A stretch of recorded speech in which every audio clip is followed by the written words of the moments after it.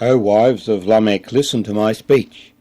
For I have killed a man for wounding me, even a young man for hurting me. If Cain shall be avenged sevenfold, then Lamech 77-fold.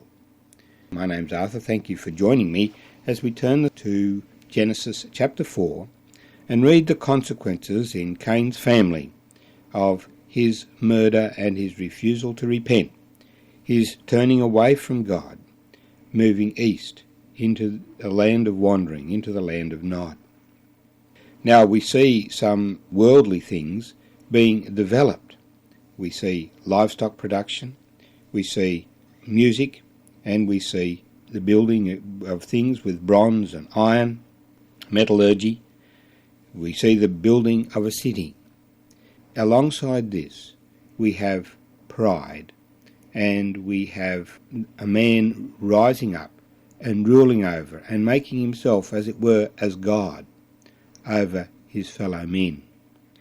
And this is the way that the world has gone, and this is the way that we still see it. Men rising up and considering that they are above the law and emphasizing the material things of the world. And this is contrasted in our reading with Adam and Eve, who have another son, Seth, and his descendants call on the Lord. Let's read together from verse 16.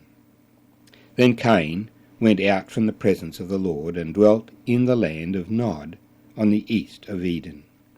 And Cain knew his wife, and she conceived and bore Enoch, and he built a city, and called the name of the city after the name of his son, Enoch. To Enoch was born Irad, and Irad begat Mahajul, and Mahajul begot Methusael, and Methusael begot Lamech. Then Lamech took for himself 2 wives. The name of one was Adar, and the name of the second was Zilhah. And Adar bore Jabal. He was the father of those who dwell in tents and have livestock. His brother's name was Jubal. He was the father of all those who play the harp and flute. And as for Zilhah, she also bore Tubal-Cain, an instructor of every craftsman in bronze and iron. And the sister of Tubal-Cain was Naamah. Then Lamech said to his wives, Adar and Zilhah, hear my voice. O wives of Lamech, listen to my speech. For I have killed a man for wounding me, even a young man for hurting me. If Cain shall be avenged sevenfold, then Lamech 77-fold. And Adam knew his wife again, and she bore a son and named him Seth.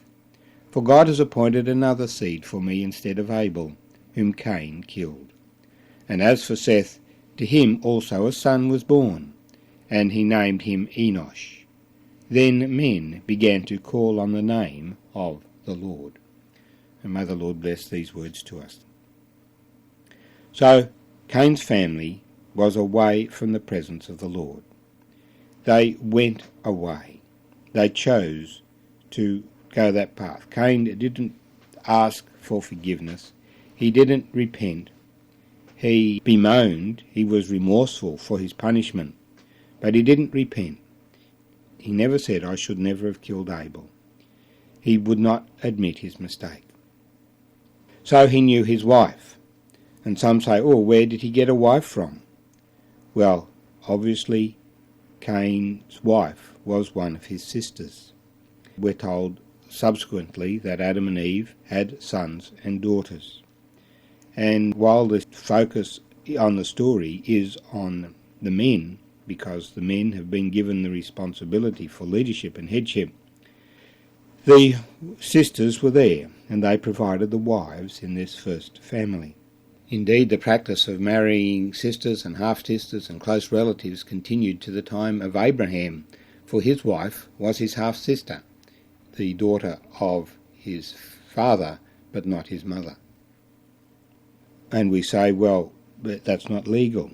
Well, it was at that time, because remember, Adam and Eve were perfect. They weren't loaded down with all of the genetic mutations that have accumulated, particularly since the flood. These were people who were living for 900 odd years in their lives. and they were strong, they were intelligent, and they were prolific. And the population of the world grew very quickly and dramatically. And so Cain's wife was one of his sisters, and she bore Enoch. And as we said, he was fearful, so he built a walled city, and he named it after his son. So they built a stockade, and it grew. The family grew. It was safe, protecting himself from the fear that he had, the unknown fear of others who might come and seek to destroy him. Well, the family grew, and we come to his great-grandson Lamech. And Lamech has even bigger ideas of himself. He then has visions of grandeur for himself. So he takes 2 wives. Polygamy did not begin in the godly line. It began in Cain's line. Although it occurs in a few instances in the scriptures, it is not the normal practice in the scriptures, in the godly line. The normal practice throughout the scriptures is 1 man and 1 wife. But Lamech saw himself as a king, and so he took 2 wives. And these were privileged people, and his sons established great industry. One of them was the father of those who dwell in tents and have livestock. Another were musicians. They play the harp and the flute. And so in their long lives that these people had, they had the ability to develop and explore new skills and develop these arts and crafts. For another of Lamech's sons was Tubal-Cain. He bears the name Cain, and he was instructor of every craftsman in bronze and iron. So he was a builder. And there was a sister, Naamah. But the attitude that Lamech has is shown in his little speech. A young man wounded him, bruised him. Now, we're not told what the circumstances of that were, whether he was angry because of something that had happened, or whether he was just messing around. But Lamech's response was very strong. He killed that young man who had hurt him. And he said, well, if Cain is avenged 7-fold, then Lamech 77-fold. In other words, he's saying, I'm 70 times more important than my great-grandfather Cain. And so he established himself as a ruler and as a despot, an absolute ruler, a monarch over the people in his kingdom. So you have the mixture of beauty in the crafts, of music, of productivity, all these things of the world, mixed in with murder and pride and strife and polygamy. This is how the world has continued apart from God.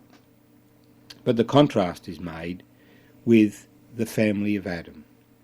Adam and Eve, having seen what had happened to Cain and Abel, have another son, Seth, whom they seek to bring up to know God. And so, in that family, they begin to call upon the name of the Lord. The contrast is to rely on your own ingenuity, the walls of your city, your productivity, your music, your craftsmanship, and your strength, as opposed to calling upon the Lord for your help. Well, who are you relying on? Your own resources, your own entertainment, or are you calling upon the Lord?